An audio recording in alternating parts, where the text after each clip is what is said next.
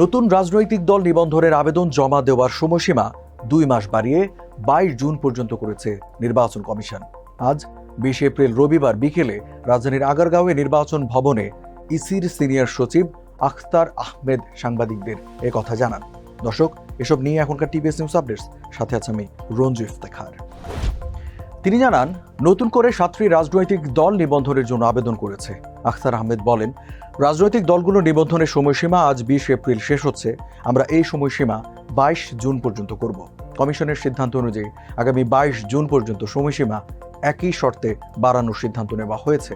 কেন সময়সীমা বাড়ানো হচ্ছে জানতে চাইলে ইসি সচিব বলেন, এ পর্যন্ত আমাদের কাছে 20টি রাজনৈতিক দলের সময়সীমা বাড়ানোর আবেদন জমা পড়েছে। বিভিন্ন মেয়াদের সময়সীমা বাড়াতে তারা আবেদন করেছেন। কেউ 2 মাস থেকে 6 মাস পর্যন্ত সময়সীমা বাড়ানোর আবেদন করেছে।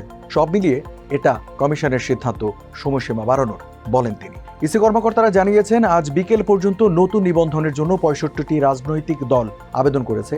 এছাড়া নিবন্ধনের সময়সীমা বাড়ানোর জন্য 46টি দল আবেদন করেছে। 2008 সালে রাজনৈতিক দল নিবন্ধনের প্রক্রিয়া চালু হয়। বর্তমানে নির্বাচন কমিশনে নিবন্ধিত রাজনৈতিক দলের সংখ্যা 49টি। এর আগে নির্বাচন কমিশন 10 মার্চ নতুন নিবন্ধনের আবেদন চেয়ে গণবিজ্ঞপ্তি দিয়েছিল।